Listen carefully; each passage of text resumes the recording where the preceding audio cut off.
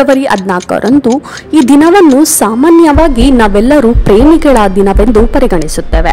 ಆದರೆ ಅದು ನಮ್ಮ ಸಂಸ್ಕೃತಿಯಲ್ಲ, ಬದಲಿಗೆ ವಿದೇಶಿಯರಿಂದ ಬಂದ ಬಳುವಳಿ. ಆದರೆ ಭಾರತೀಯರಾದ ನಮಗೆ ಫೆಬ್ರವರಿ 14 ಎನ್ನುವುದು ಕಪ್ಪು ದಿನ ಎಂದು ನಾವು ಮರೆಯುವಂತಿಲ್ಲ. ಫೆಬ್ರವರಿ 14, 2019ರಂದು ಪುಲ್ವಾಮಾದಲ್ಲಿ ಆದ ಭಯಾನಕ ಬಾಂಬ್ ಸ್ಫೋಟದಿಂದ ನಮ್ಮ ದೇಶದ ಹೆಮ್ಮೆಯ ಪುತ್ರರಾದ 40 ಜನ ಕೇಂದ್ರೀಯ ಮೀಸಲು ಪೊಲೀಸ್ ಹುತಾತ್ಮರಾದ ದಿನ. ಹಾಗಾಗಿ ಪ್ರತಿ ವರ್ಷ ಈ ದಿನವನ್ನು ನಾವು ಕಪ್ಪು ದಿನ ಎಂದು ತಿಳಿದು 2 ನಿಮಿಷ ಮೌನಾಚರಣೆ ಮಾಡಿದರೂ ತಪ್ಪಿಲ್ಲ.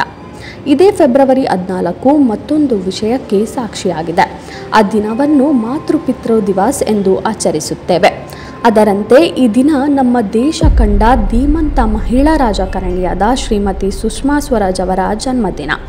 ಸುಷ್ಮಾ ಸ್ವರಾಜ್ ಅವರು ವಿದೇಶಾಂಗ ಸಚಿವೆಯಾಗಿಯೂ ಕಾರ್ಯನಿರ್ವಹಿಸಿದ್ದಾರೆ. ಇದರ ಜೊತೆಯಲ್ಲಿ ಬಾಲಿವುಡ್ನ ಸುಪ್ರಸಿದ್ಧ ನಟಿಯಾದ ಮಧುಬಾಲಾ ಅವರ ಹುಟ್ಟುಹಬ್ಬ ಹಾಗೂ ಮೊಘಲ್ ಸಾಮ್ರಾಜ್ಯದ ಸಂಸ್ಥಾಪಕ ಬಾಬರ್ನ ಜನ್ಮದಿನವೂ ಇದೇ ದಿನವೂ ಕೂಡ.